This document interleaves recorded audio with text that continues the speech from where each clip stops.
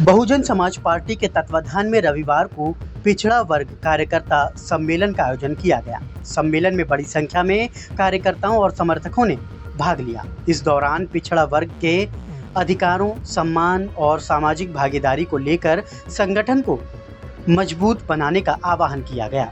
अखंड नगर रोड स्थित Shyama marriage loan में आयोजित एक दिवसीय पिछड़ा वर्ग कार्यकर्ता सम्मेलन बसपा नेताओं द्वारा और कार्यकर्ताओं की बड़ी मौजूदगी देखने को मिली।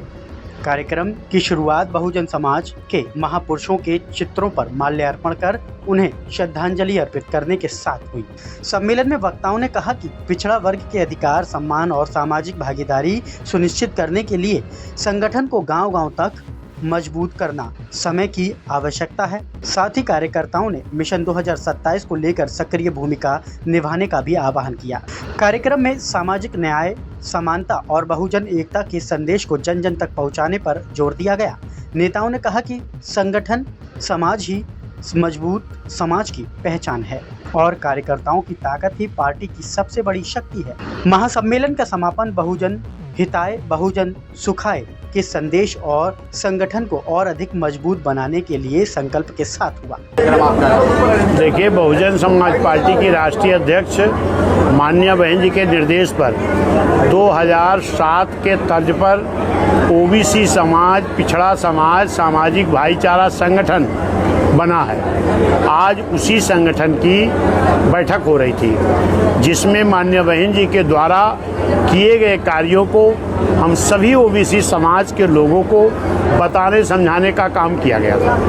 सर, एक बड़ा प्रश्न है, सुरक्षित सीट पर पिछड़ा वर्ग सम्मेलन करने की क्या आवश्यकता पड़ रही थी? खाली ये सुरक्षित सीट पर नहीं हो रहा है। आपने प्रश्न को या जवाब का ध्यान नहीं दिया। मैंने कहा कि 2007 में पूरे उत्तर प्रदेश में भाईचारा संगठन बना था, पिछड़ा समाज का, मुस्लिम समाज का। आज उसी कड़ी में फिर 2027 की सत्ता बनाने के लिए माननीय बहन जी ने पूरे उत्तर प्रदेश में ओबीसी सामाजिक भाईचारा संगठन बनाया है।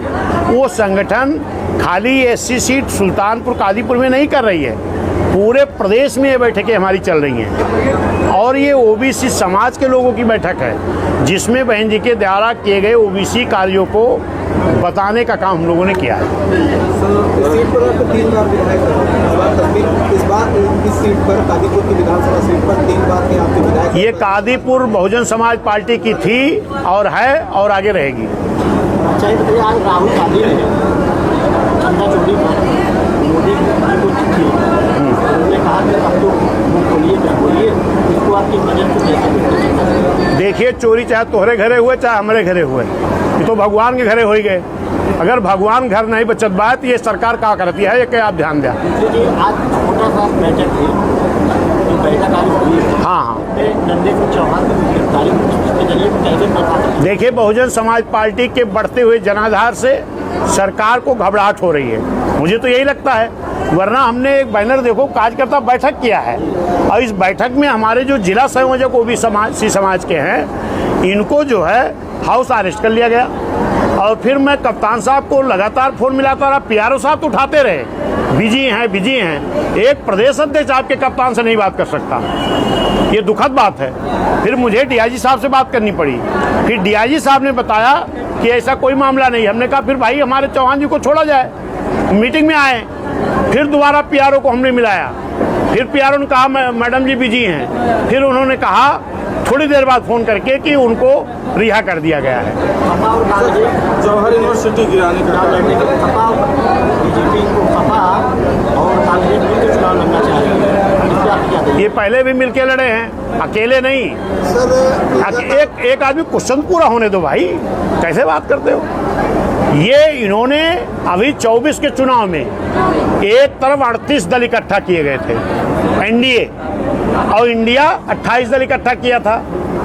और दल अलग अलग क्यों बनते हैं? क्योंकि अलग अलग सबकी विचारधारा होती है, लेकिन कुर्सी के लिए सारी विचारधारा ताक पर रख करके आज गठबंधन करा के कुर्सी चाहिए। इसी जिले में उदयराज वर्मा जी बैठे हैं, एक तरफ 38 दल था, एक तरफ 28 दल था। इसके बाद भी 1,67,000 वोट पाए हैं ये। मैं तो आज कह रहा हूं कि अगर सारे दल के मिलके यही कहते बीएसपी कमजोर हो गई, तो भाई कई दलों को इकट्ठा करने की जरूरत किसको पड़ती है? ध्यान दीजिए, जो कमजोर होता है। अगर आप कमजोर नहीं हो, बड़े बहादुर हो, तो बीएसपी अकेले लड़ने का ऐलान किया है। आप लोग अकेले अकेले लड़ लो, सबकी हैसियत पता लग जाएगी।